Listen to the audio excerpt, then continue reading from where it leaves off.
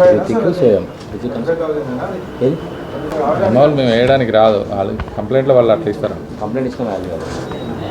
Gold తీసుకురా.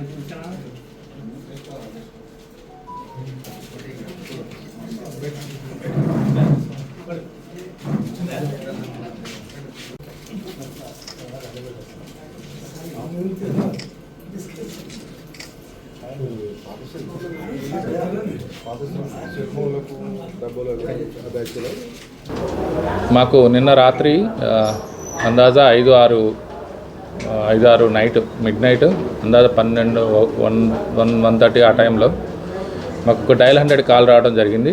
దాంట్లో వెంకటేష్ అనే అతను కాల్ చేసి సార్ మా ఇంట్లో మా వైఫ్ యొక్క మంగళసూత్రం దొంగతనం జరిగిందని కాల్ రావడం జరిగింది. ఇమ్మీడియట్లీ మా బ్లూ కోట్ టీం అక్కడికి వెళ్ళడం జరిగింది. తర్వాత ఈ కాల్ వచ్చిన ఒక 10 నిమిషాలనే మళ్ళీ ఇంకొక కాల్ కూడా రావడం జరిగింది. అదే జమ్మిచేడు విలేజ్లో ఇంకొక కాల్ రోడ్స్కి రైట్ సైడు ఈ వెంకటేష్ ఉంటుంది, రైట్ సైడు ఇంకో వేరే కంప్లైంట్లో కాలనీలో కూడా ఎస్సీ కాలనీలో అక్కడ కూడా దొంగతనం జరిగింది. సేమ్ ఇదే ఏమోలో మా ఇంట్లో మేము పడుకొని ఉంటే మా ఇంట్లో మంగళసూత్రం పోయిందనే కాల్ రావడం జరిగింది. అది కేసు గ్రావిటీని బట్టేసి ఇమీడియట్లీ గద్వాల్ రూరల్ ఎస్ఐ గారు సీన్కి వెళ్ళడం జరిగింది. ఆడికెళ్ళి నాకు కూడా ఇన్ఫామ్ చేయడం జరిగింది. నైట్ 1:30 టైంలో మేము ప్లస్ నేను CCS inspector sir plus CCS team just లోకల్లో ఉద్యోగం చేసే వాళ్ళ లోకల్లో ఉన్న బీసీలు అందరూ నైట్ డ్యూటీ ఆఫీసర్స్ అందరూ అక్కడికి రావడం జరిగింది. వచ్చి సీన్ని వెరిఫై చూసినప్పుడు దాంట్లో వీళ్ళు 12 గంటల టైంలో నిద్రిస్తున్న టైంలో సమ్ అన్నోన్ పర్సన్స్ ఎవరో అక్కడికి వచ్చేసి వాళ్ళు నిద్రిస్తున్న వాళ్ళని భార్యాభర్త కలిసి పడుకొని ఉండగా డోర్ ఓపెన్ చేసి లోపలికి వెళ్ళి నిద్రిస్తున్న భార్య ఒక లేడీ మెడలో ఉన్న మంగళసూత్రాన్ని కట్ చేసి ఒక యాక్సెల్ బ్లేడ్ తోటి కట్ చేసి గోల్డ్ తీసుకొని పోయింది. అక్కడ ఆ సీన్లో మేము చూసినప్పుడు ఒక 2 జతల చెప్పులు కనపడటం జరిగింది. అక్కడ నుంచి మళ్ళీ సెకండ్ సీన్ దగ్గరికి కూడా వచ్చినాం. ఇక్కడికి వచ్చినప్పుడు ఇక్కడ ఏం జరిగింది, సేమ్ భార్యాభర్త దోమతెర వేసుకొని బయట అవుట్స్కట్స్ బయట నిద్రపోతున్నప్పుడు దోమతెర వేసుకొని పడుకున్నారు. వాళ్ళు దోమతెరని కట్ చేసి ఒక చేయి పెట్టేంత మధ్యం కట్ చేసి ఆ లేడీ పడుకున్న మంగళసూత్రం ఉంది కదా, మంగళసూత్రానికి కొంతమంది దారం కట్టి 2 జాయింట్ చేస్తారు. ఆ జాయింట్ని నాగ్గా కట్ చేయడం జరిగింది. యాక్సెల్ బ్లేడ్ తోటి కట్ చేసి చైన్ లాక్కొని వెళ్ళిపోయినారు.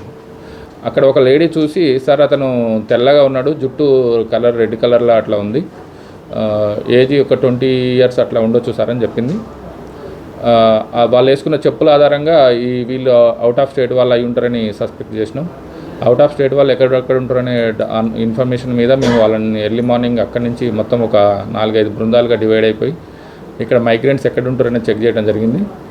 అదే సమయంలో మాకు కొంతమంది మీనాక్షి లాడ్జి పక్కన కొంతమంది టెంట్ వేసుకొని కొంతమంది ప్లాస్టిక్స్ అవి అమ్మిన వాళ్ళు మహారాష్ట్రకు సంబంధించిన వాళ్ళు వెళ్ళిపోవడం జరుగుతుంది. అదే టైంలో వాళ్ళల్లో కొంతమందిని మేము పట్టుకొని సస్పీషియస్గా వీళ్ళే ఉండొచ్చు అనే డౌట్ మీద వాళ్ళు ఓన్లీ లేడీసే ఉన్నారు అక్కడ, జెంట్స్ అనే కాన్సెప్ట్ తోటి వాళ్ళని పట్టుకోవడం జరిగింది.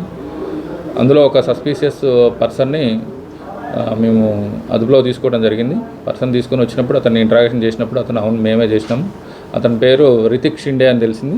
అతనితో పాటు అతని బంధువు అయినటువంటి ఇంకొక అబ్బాయి సోయం అని చెప్పేసి వీళ్ళిద్దరిది కూడా మహారాష్ట్రకు సంబంధించిన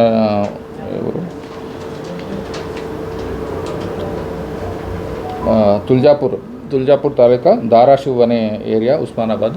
ఇక్కడ లోకల్లో బతుకుదెరువు కోసం వీళ్ళు ప్లాస్టిక్ సామాన్లు అమ్ముకోవడానికి వచ్చిండ్రు. అంటే వాళ్ళు ఈరోజు వెళ్ళిపోయే టైంలో నైట్లో ఏదైనా దొంగతనం చేద్దాం ప్లాన్ తోటి దగ్గరలో ఉన్న నియర్ బై విలేజ్లోకి వెళ్ళి నైట్ లైట్లో 2 పుస్తల తాడులు కట్ చేయడం జరిగింది, దొంగతనం చేయడం జరిగింది. ఈ కేసులో ఇమీడియట్లీ వాళ్ళని కన్ఫెస్ చేసినప్పుడు వాళ్ళు కూడా 2 ఇంటాక్ట్ ప్రాపర్టీ మనం రికవరీ చేయడం జరిగింది. ఈ కేసు